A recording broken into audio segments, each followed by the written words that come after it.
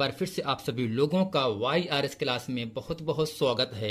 जैसा कि दोस्तों आपको पता है, कक्षा 10 विषय भौतिक विज्ञान में दोस्तों इसके पहले के वीडियो में मैंने आप लोगों को कुछ महत्वपूर्ण परिभाषाओं को अच्छे तरीके से पढ़ा दिया था। तो दोस्तों आज हम पढ़ेंगे चैप्टर नंबर 1 का प्रकाश का परावर्तन यानी रिफ्लेक्शन ऑफ लाइट, अर्थात प्रकाश का परावर्तन किसे कहते हैं। एग्जाम में दोस्तों 3 नंबर के लिए ये प्रश्न बहुत ही महत्वपूर्ण प्रश्न है जो कि एग्जाम में आता है। तो दोस्तों इसमें हम लिखेंगे और समझेंगे, जब प्रकाश किसी पालिशदार व चिकने तल से टकराता है तो उसका अधिकांश या संपूर्ण भाग वापस लौट आता है। इस प्रक्रिया को ही प्रकाश का परावर्तन कहते हैं। तो दोस्तों सिंपल समझना क्या है, परावर्तन का मतलब होता है प्रकाश किरणों को टकराकर पुनः दूसरे माध्यम में वापस लौट जाने की जो घटनाएं होती हैं उसे दोस्तों हम क्या कहते हैं, प्रकाश का परावर्तन कहते हैं। या दोस्तों इस प्रकार से हम लिख सकते हैं, प्रकाश चिकने तल से टकराकर वापस लौटने की प्रक्रिया को प्रकाश का परावर्तन कहते हैं। तो दोस्तों आपको समझना क्या है, जब रोशनी किसी पालिशदार व चिकने तल से टकरा जाता है तो उसका अधिकांश या संपूर्ण भाग वापस लौट आता है। इस इवेंट को, इस घटना को हम दोस्तों क्या कहते हैं, प्रकाश का परावर्तन कहते हैं। यानी दोस्तों इस पूरे फिगर में आपके सामने यहां से M1 और M2 एक आपका समतल दर्पण है। अब दोस्तों इस समतल दर्पण पर एक किरण आपका यहां से आ रहा है, यानी दोस्तों जो आपकी AB किरण यहां से है, जो किरणें दोस्तों आती हैं उसे ही कहा जाता है आपतित किरण कहा जाता है। और दोस्तों AB किरण आ रहा है, इसे आपतित कहेंगे। और दोस्तों यहां से BC क्या हो गया, इसका परावर्तन हो गया। दोस्तों इसका क्या हो गया, परावर्तन हो गया।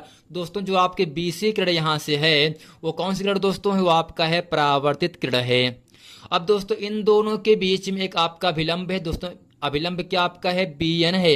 यानी दोस्तों आपतित किरण AB आप किरण है, टकराने के बाद दोस्तों यहां से आपका हो गया BC क्या होगा दोस्तों, आपका परावर्तित किरण हो गया। यानी दोस्तों जब प्रकाश किसी पालिशदार व चिकने तल से टकराता है तो उसका अधिकांश या संपूर्ण भाग उसी माध्यम में वापस लौट आता है। प्रकाश की इस घटना को प्रकाश का परावर्तन कहते हैं।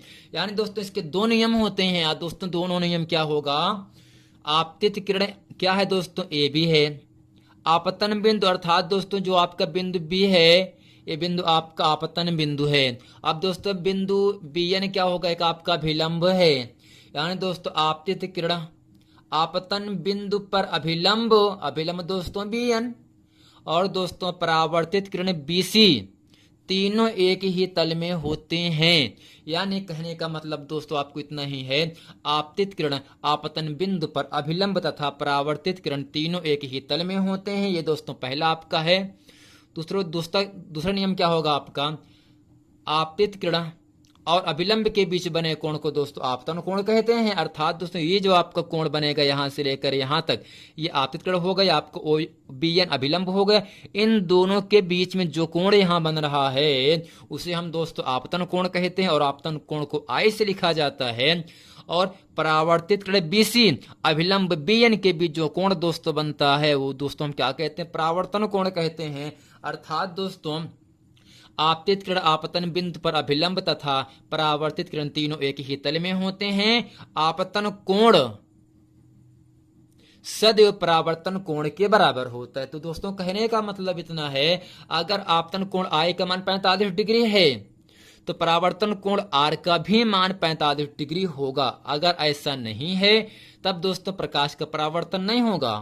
तो दोस्तों जो प्रकाश का परावर्तन होता है, जितने अंश बनाकर कोई प्रकाश किरण आता है उतने ही अंश बनाकर ये कोण परावर्तित भी हो जाता है। अब दोस्तों यहां से हेडिंग करते हैं प्रकाश के नियम। दोस्तों इसमें लिखेंगे परावर्तन के निम्नलिखित 2 नियम हैं। दोस्तों जैसा कि चित्र में मैंने आपको अच्छी तरीके से समझा भी दिया था। तो दोस्तों पहला नियम क्या होगा, आपतित किरण आपतन बिंदु पर अभिलंब तथा परावर्तित किरण तीनों एक ही तल में होते हैं। यानी दोस्तों यहां से इस पूरी आकृति की सहायता से आपतित किरण AB है, अभिलंब आपका BN है, जबकि जो परावर्तित किरण आपका है BC। यानी आपतित किरण, आपतन बिंदु पर अभिलंब तथा परावर्तित किरण तीनों एक ही तल में होते हैं। और दोस्तों दूसरा नियम क्या होगा, आपतन कोण और परावर्तन कोण सदैव बराबर होते हैं। अर्थात दोस्तों आपतन कोण I का मान सदैव परावर्तन कोण R के मान के बराबर होता है। तो दोस्तों उम्मीद करते हैं प्रकाश का परावर्तन किसे कहते हैं इसे अच्छे तरीके से आप लोग समझ गए होंगे। अब दोस्तों यहाँ आपके हेडिंग आपके सामने आता है प्रतिबिंब, जिसे दोस्तों हम क्या कहते हैं, इमेज कहते हैं। दोस्तों क्या कहते हैं, इमेज कहते हैं।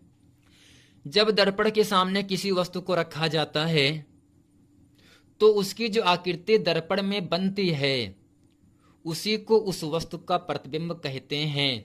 यानी दोस्तों जब दर्पण के सामने, जब किसी कांच के सामने हम खड़े होते हैं तो उस कांच में जो आपकी आकृति बनेगी उस आकृति को दोस्तों हम क्या कहते हैं, इमेज कहते हैं, प्रतिबिंब कहते हैं। यानी दोस्तों जब दर्पण के सामने, जब किसी शीशे के सामने हम किसी वस्तु को रखा जाता है या रखते हैं तो उसकी जो आकृति शीशे में बनेगी, दर्पण में बनती है, दर्पण में बनती है, उसी को उस वस्तु का प्रतिबिंब कहते हैं। दोस्तों इसको इस प्रकार से भी हम लिख सकते हैं, दर्पण के तल से परावर्तन के पश्चात प्रकाश किरणें जिस बिंदु पर अभिसरित होते हैं, दोस्तों अभिसरित का मतलब एक बिंदु पर आकर मिलना, या जिस बिंदु से अपसरित होते हैं, दोस्तों अपसरित का मतलब होता है एक ही बिंदु से जाती हुई किरणों का प्रतीत होना, उससे उस वस्तु का प्रतिबिंब कहते हैं। दोस्तों कहने का मतलब इतना है, जब दर्पण के सामने हम किसी वस्तु को रखते हैं,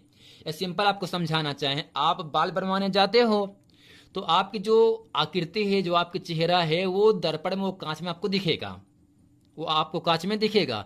तो वही आपका जो चेहरा है, जो आपका दर्पण में दिख रहा है, वही क्या दोस्तों कहलाएगा, आपका प्रतिबिंब होता है, यानी इमेज होता है। यानी दोस्तों जब दर्पण के सामने किसी वस्तु को रखा जाता है तो दर्पण में जो आकृति बनेगी, कांच में जो आकृति बनती है, उसी को उस वस्तु का प्रतिबिंब कहते हैं। तो दोस्तों उम्मीद करते हैं प्रकाश का परावर्तन किसे कहते हैं इसे अच्छे तरीके से आप लोग समझ गए होंगे।